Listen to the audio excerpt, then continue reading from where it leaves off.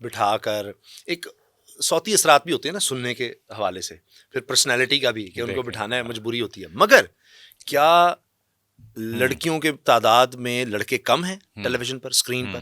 میرا خیال ہے نیوز اینکرنگ میں تو شاید میرا تو خیال ہے 50% ہوگا، مگر 60% لڑکیاں ہوں گی، 40% تو لڑکے ہیں. ایک اور دوسرا، اسکرین پر آج بھی مرد زیادہ ہیں. آپ پروگرامز کی تعداد دیکھ لیں، خواتین کتنے کنڈکٹ کر رہی ہیں، 10 آپ نام لے لیں گے، 15 لیں گے. مطلب یہ شکوہ ان کا درست نہیں. جی نہیں. اور چلیں آپ ان 40% میں سے کیوں نہیں ہیں؟ کیا ہے ہی نہیں لڑکے، لے نہیں جا رہے؟ ایسا صرف نیوز اینکر لڑکیاں ہی ہیں کیا؟ لڑکے ہیں بھائی. ایسا نہیں.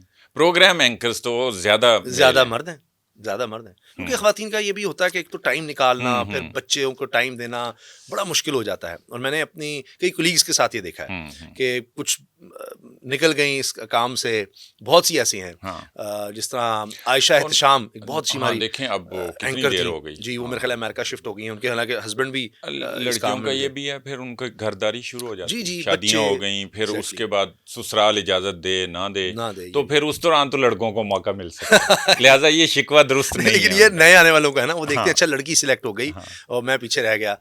شاید لڑکے کے لیے معیار بھی اچھا ہے تو اور اچھی بات ہے کہ آپ کا ہم اور محنت کریں.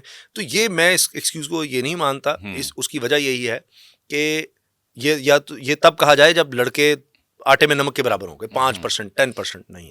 میرا خیال ہے 50-50 ہے. اور بات بڑی اسی سے اب پرنٹ میڈیا بھی اللہ کو پیارا ہو گیا. الیکٹرانک میڈیا بالکل آخری سانسوں پہ ہے، بالکل شاید رہے گا، یہ تو نہیں پرنٹ میڈیا کی طرح تو نہیں ہوگا.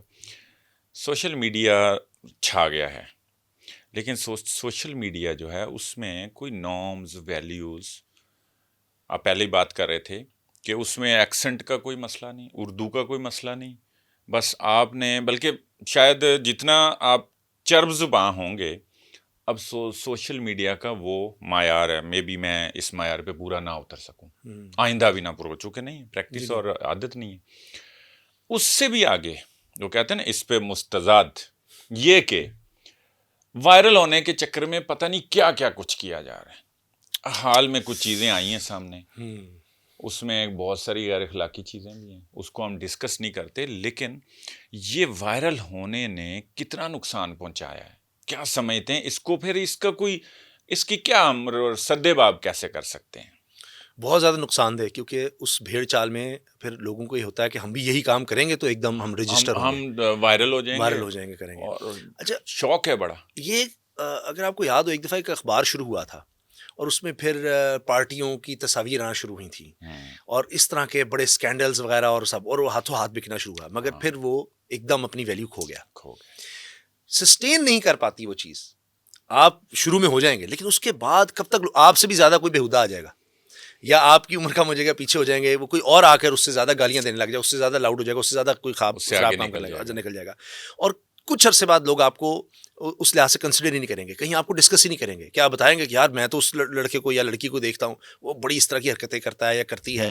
نہیں، اچھے لوگوں میں آپ ڈسکس نہیں کر پائیں گے آپس میں، اور انہی لوگوں کے ساتھ آپ ایسوسیٹ ہوں گے جس طرح آپ کام کر رہے ہیں، اسی طرح کے آپ کے فین بنیں گے جو اس طرح کی چیزیں دیکھتے ہیں، دیکھنا چاہتے ہیں، پسند کرتے ہیں.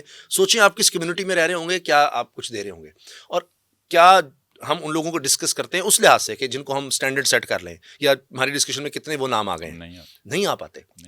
وہ آگے بھی نہیں وائرل تو ہو جاتے ہیں. جی جی. وہ وردی نہیں ہوتے. جی جی. اور وہ بالکل فار ٹائم بینگ وہ سوشل میڈیا پہ چل گئے. جی جی. لیکن اگلے دن ہی اپنی موت وہ مر جاتے ہیں، نہ ان کا کنٹینٹ ہوتا ہے. مگر اس ریس میں بہت سارے معاشرے پہ کچھ نہ کچھ اثرات تو ہیں.